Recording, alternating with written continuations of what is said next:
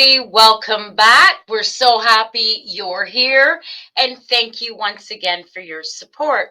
Hoping all is well with you. And let's just get right into what today's topic will be.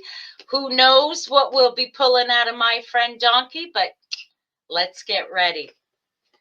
All right, I should shake. All right. Oh boy, that was on there good. Okay, I'm going to dig a little deeper this time. Okay, here we are. All right, sir. Thank you.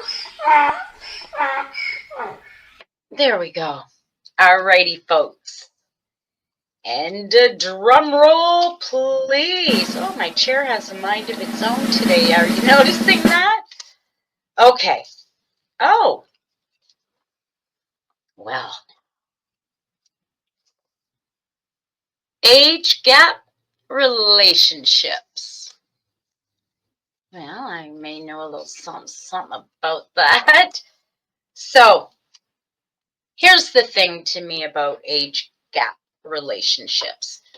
Depends on the people, depends on the relationship, and it depends on the honesty and understanding between two people. It took me a long time, but I'm a firm believer that really age is just a number. I've met, and I've said this in the past, I have met a lot of men in their 50s and 60s who didn't have the maturity of most 20-year-olds. And I've met some 20 to 30, ish men who had more on the ball and more maturity and more wit about them than those of my age. So this is why I say age is just a number. I have been in a few age gap relationships. Yes, I was the older of the two, excuse me, in my most recent. When I first got married, my spouse at that time was 5 years older. I was with someone, 5 years younger, 8 years older, that type of thing. And not up until a few years ago when I established my single life and moving on and enjoying life is when I guess I'll say I put my guard down in regards to that. I was able to adjust my understandings or needs. Um, Now, please, I'm not trolling schoolyards, I'm not looking for your son.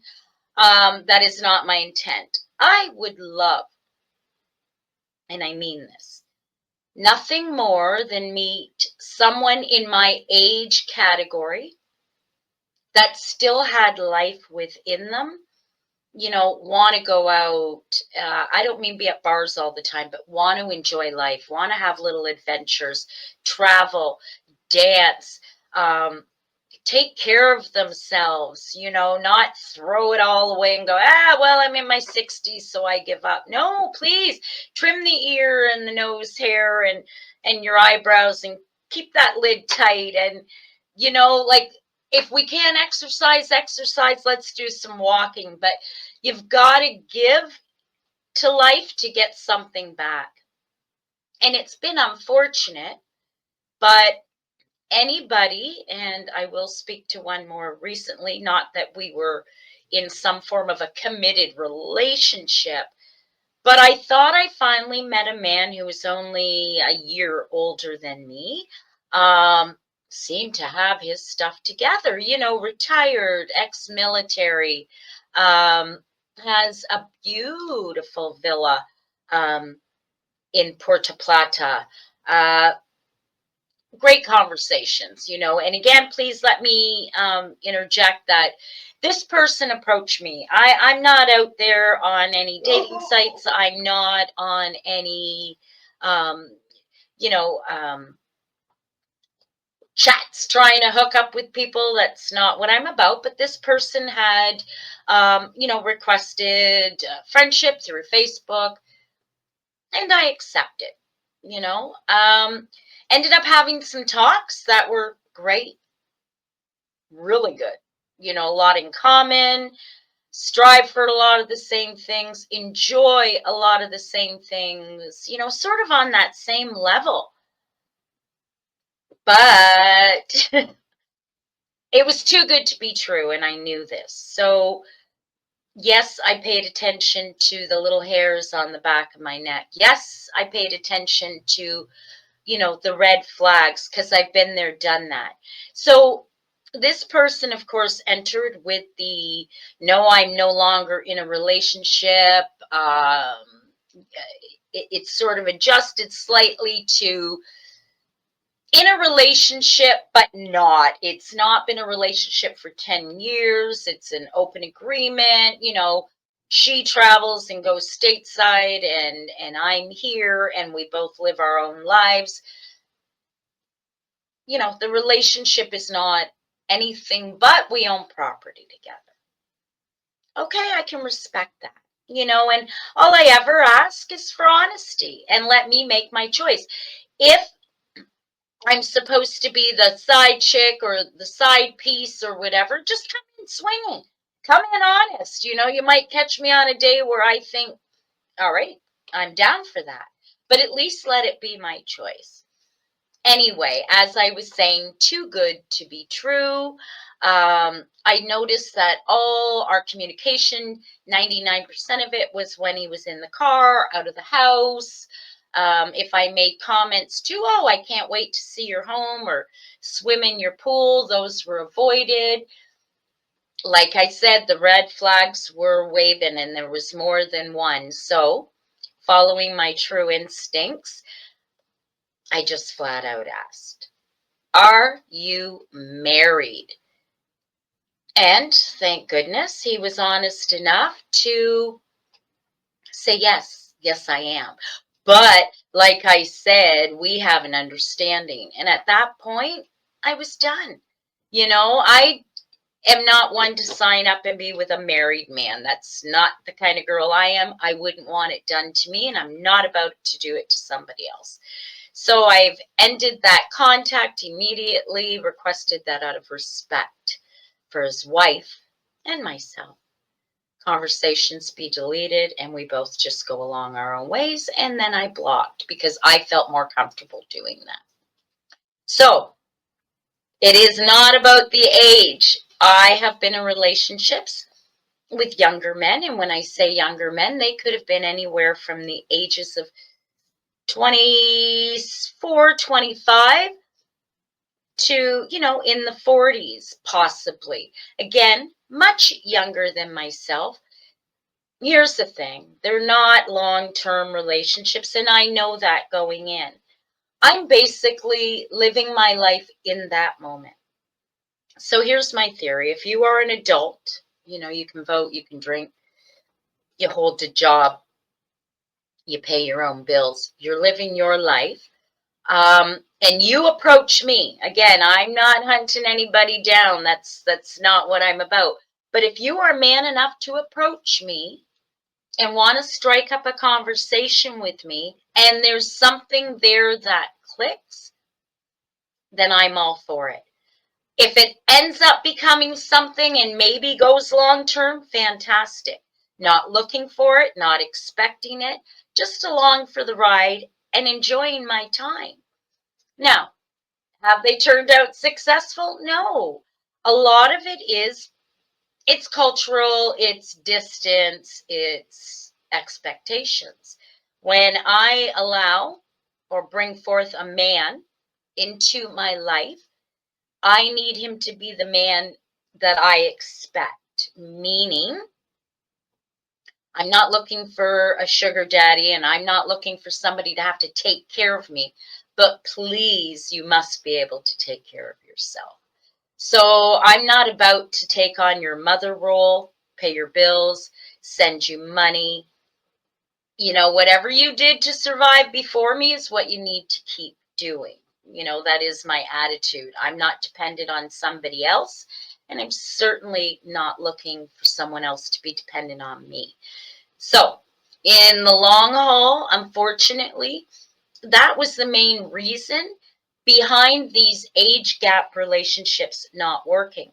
A lot of people say, well, what could you possibly have in common? What could you share? Well, life. I don't live in my past.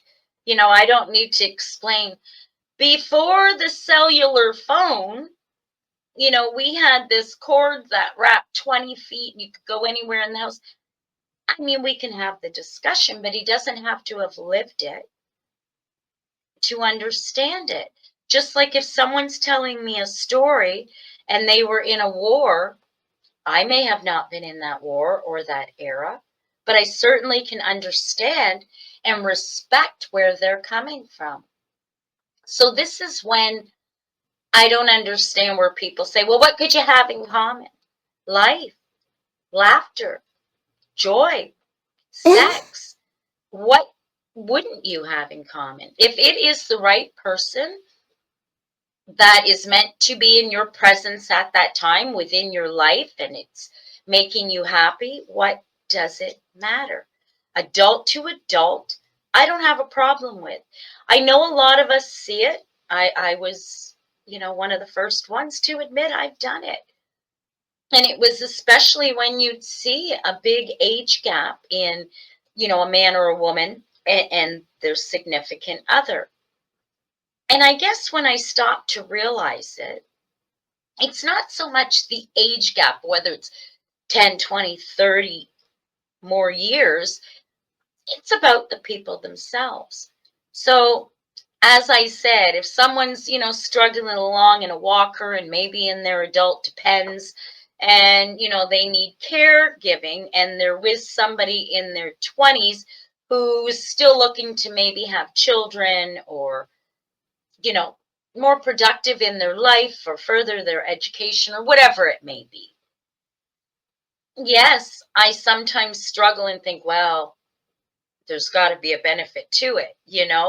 And I don't like to be judgmental like that because I'm sure people have looked at me if I've been with somebody else who was half my age and maybe thought the same thing. Oh, Sankey Banky, which is, you're a boy that can be bought, right? I can do it all for my rent, my whatever. Or that I'm a wealthy woman, or that I'm a foolish woman. And unfortunately, I love that for you, that's what you think, because I've been there and thought the same. But it's not the case. Like I said, I don't go into these relationships foolishly thinking, oh, this person half my age is the one. This is going to be the one that, I'm meant to be with. I go in it with an open mind regarding any age.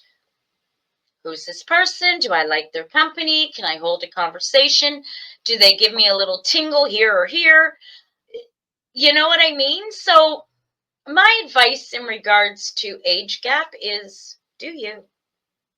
If you are with an adult, and I'm saying adult people because do not think I'm talking about underage, kids, youth. That's not what I'm talking about. I'm talking adults that have found each other. And if you're someone that has found somebody and they happen to be in a body of a more youthful person or a more aged person, just go in with respect and remember that.